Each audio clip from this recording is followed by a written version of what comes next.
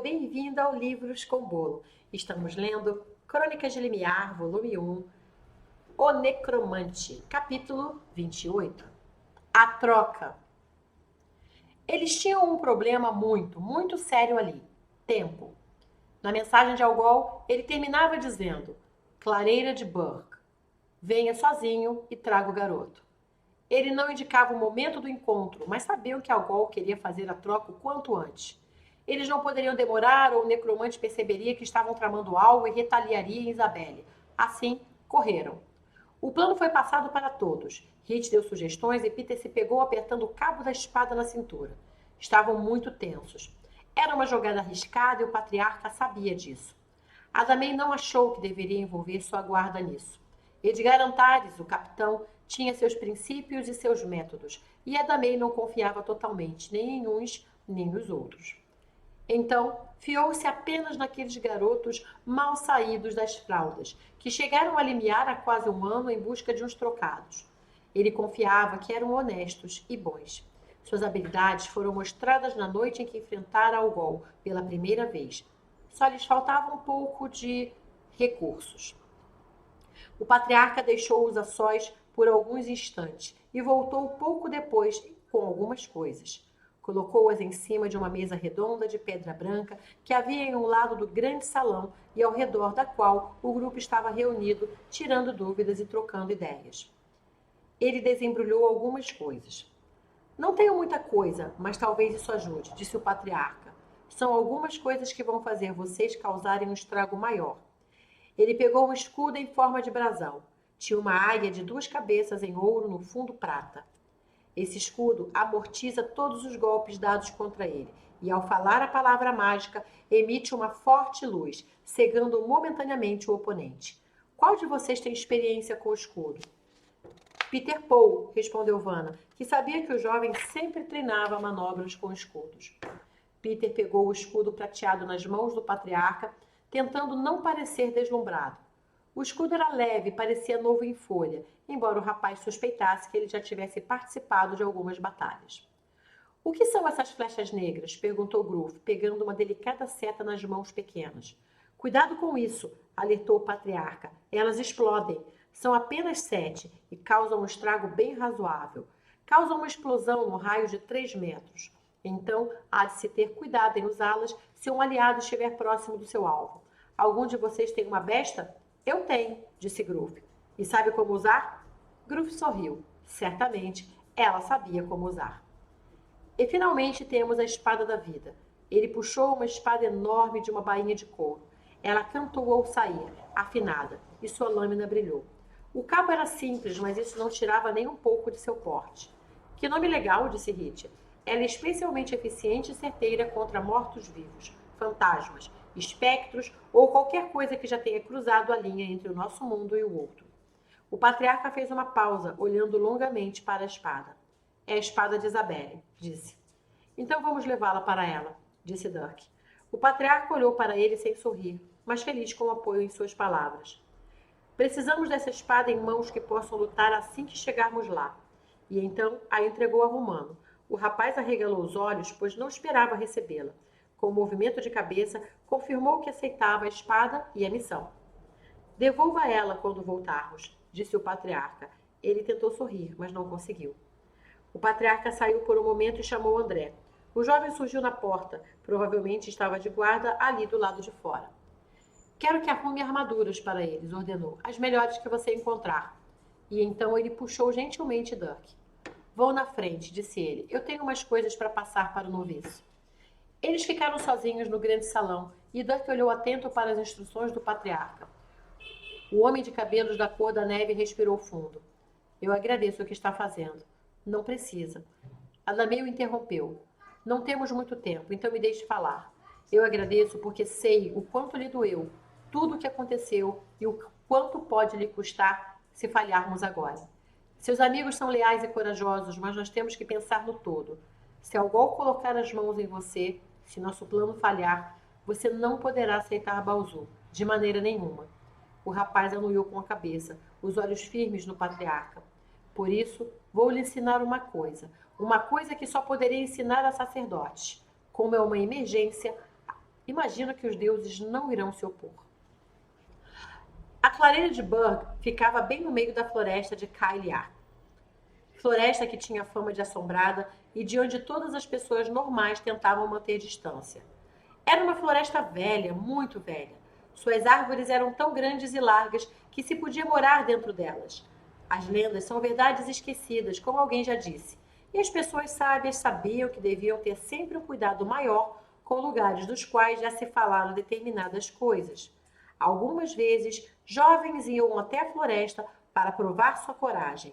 Invariavelmente, voltavam com histórias de fantasmas, passos, vultos ou coisa pior.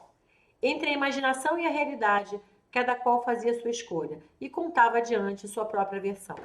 E assim, a fama da floresta de Caeliar cresceu.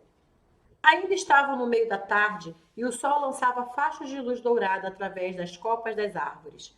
O vento farfalhava as folhas e a floresta parecia pulsar como um ser vivo. E isso fazia dela uma floresta igualzinha a todas as outras. Não parecia assombrada. O patriarca e Dirk seguiram para a clareira de Burg em silêncio, ouvindo apenas o som de seus pés nas folhas cor de cobre espalhadas ao chão. Dirk gostaria de dizer que não estava apavorado e de manter a serenidade que o patriarca exibia ao seu lado. Concentrou-se nos passos que dava, olhando em volta, sentindo o coração se acelerar. Algol estava ali, podia sentir. Chegaram ao centro da clareira. Havia muitas folhas de 3 pontas, cor de entardecer no chão, e as árvores continuavam balançando seus galhos docemente com o vento. Os cabelos loiros de Dirk foram jogados de um lado para o outro, enquanto ele mantinha o olhar fixo na mata à frente. Eu sempre gostei do som da floresta.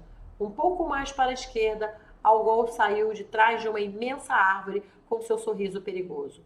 Usava seu manto negro e trazia na cintura uma espada no lugar do machado negro, que haviam visto em ação antes. Ainda ao lado da árvore, ele olhou em volta lentamente, sorrindo, como se simplesmente admirasse a paisagem num domingo qualquer. Onde está minha filha? Perguntou Adamei. Algol esperou um segundo e então puxou a moça de trás da árvore. Ela estava amordaçada e suas mãos estavam atadas às costas. No braço esquerdo, uma mancha de sangue na roupa verde musgo. Ela balançou a cabeça negativamente, os olhos assustados quando viu o pai ao lado de Dirk. Então, eles caminharam lentamente. Adamei puxou Dirk gentilmente pelo braço, levando-o para o ponto da troca. Quando estavam a apenas 1 metro de Algol e Isabelle, eles pararam. O patriarca não tirou os olhos de Algol. Nesse momento, o necromante desfez o sorriso e voltou a parecer aterrorizador. Me dê o rapaz, disse, e terá sua filha de volta. O patriarca apertou o braço de Dirk, hesitando. Então, Dirk olhou calmamente e tentou lhe passar a confiança que ele mesmo não tinha. Adamei olhou em seus olhos e então o soltou.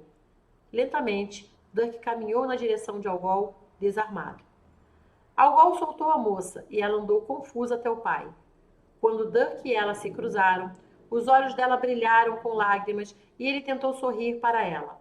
Tentou acalmá-la. Estava tudo bem. Isabelle foi abraçada pelo pai no mesmo instante em que Dirk ficou cara a cara com Algol. É bom vê-lo de novo, filho, disse o sacerdote com um sorriso gentil. 7 setas luminosas o atingiram no peito, jogando-o para trás, mas sem derrubá-lo. Algol levantou a cabeça e Dirk percebeu que não havia nenhuma surpresa em seu rosto. Na verdade, ele ainda sorria. Algol puxou a espada e defendeu-se no exato instante em que a mulher guerreira surgiu, atacando-o com toda a força. Junto com ela, do lado oposto, uma imensa espada reluzente cruzou o ar numa elipse perfeita, e Romano também aparecia, saindo de um feitiço de invisibilidade que Tottenrock fizera. Seu golpe cortou levemente o braço do necromante, que se mostrava incrivelmente resistente e ágil, exatamente como das outras vezes em que o viram em ação. A espada de Algol cruzou o ar com velocidade, batendo-se contra a espada de Vanna e a de Romano em um só movimento. Dirk afastou-se imediatamente como combinado. Correu alguns passos até ouvir a voz da elfa no alto das árvores. Assim que a localizou entre os galhos, ela lhe jogou uma espada que ele facilmente segurou no ar. Os golpes de Algol eram furiosos, fortes e precisos. Em apenas 2 golpes, não conseguiu atingir seus oponentes, mas conseguiu jogá-los para trás, tirando-os de ação momentaneamente. Deu alguns passos largos e firmes na direção de Dirk, que nesse momento se virava com a espada em punho e preparado para se juntar à luta. Achou mesmo que eu me esqueceria de seus amigos, filho? Achou que eu não os vi invisíveis à sua volta? Com um movimento de mãos e uma palavra que mal foi ouvida, um raio saiu de sua palma esquerda e atingiu a árvore em que Gruf estava. A elfa conseguiu saltar desajeitadamente para outros galhos, batendo em vários, e por pouco não despencou lá de cima. Dirk atacou. Ele sempre fora muito leve para espadas pesadas, mas com a espada certa, seus movimentos cortavam o ar graciosamente, evitando o choque com a espada de Algol, que acabou cortando o vento. Algol passou a mão no rosto assim que o golpe terminou e viu surpreso sua mão manchada de vermelho. Olhou para o rapaz à sua frente. Não me chame de filho, ordenou Dirk, pronto para mais um ataque. Algol se viu mais uma vez cercado por Vani e Romano, que tinham se levantado e já saltavam novamente em cima dele. O patriarca tinha lhes dito que a melhor chance que tinham contra ele era no corpo a corpo, pois na magia Algol se mostrara extremamente forte e, infelizmente, Adamei achava que eles ainda não tinham visto nada. E não tinham mesmo.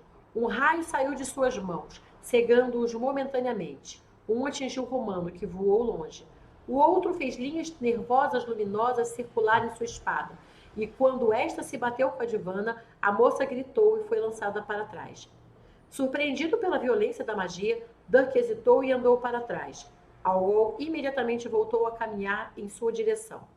Era só isso que tinham? Perguntou, sorrindo, o corte no rosto deixando o rastro vermelho na face esquerda. Uma ventania levantou folhas em espiral no lugar onde estavam, e de repente surgiram literalmente do ar Joabe e Hit. Dessa vez, Algol pareceu surpreso. Conseguiu ainda ver, atrás de Dirk, o patriarca da Mei ainda com a mão erguida, depois de fazer o mesmo feitiço que fizera com ele na Noite dos Mortos. Só que dessa vez, ao invés de mandar alguém embora, o patriarca trouxe. Afinal, o vento que venta lá, venta cá.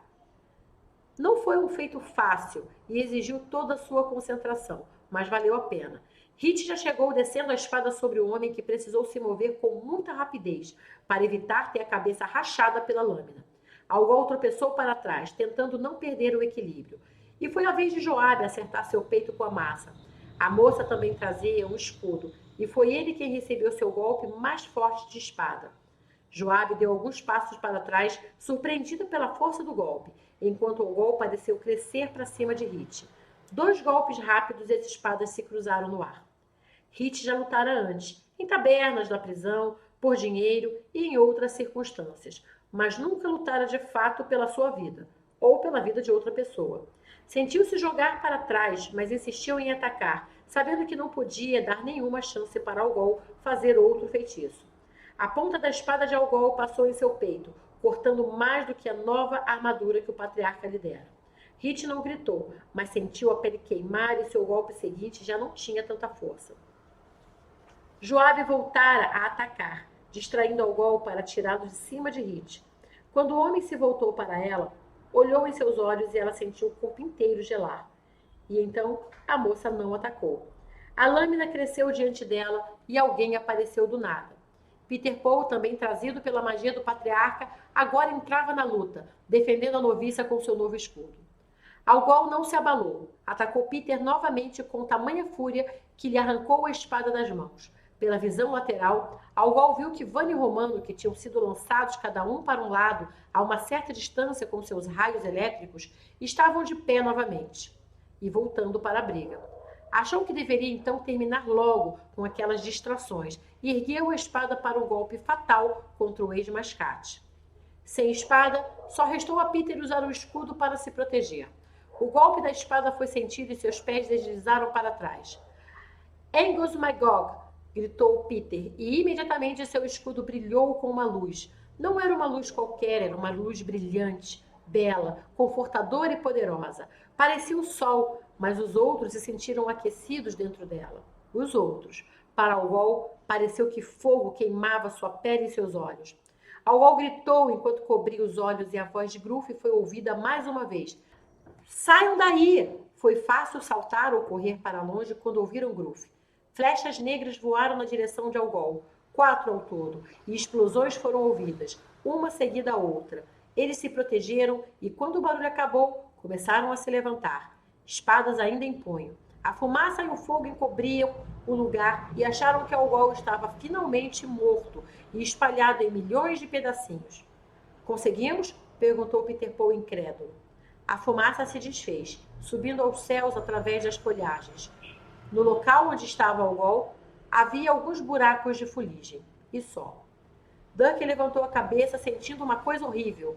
O patriarca, Isabelle e Joabe também sentiram. A floresta entrou em um silêncio absoluto, como se ela estivesse inteira e completamente morta. E então, um som foi ouvido. Muito obrigada e até a próxima.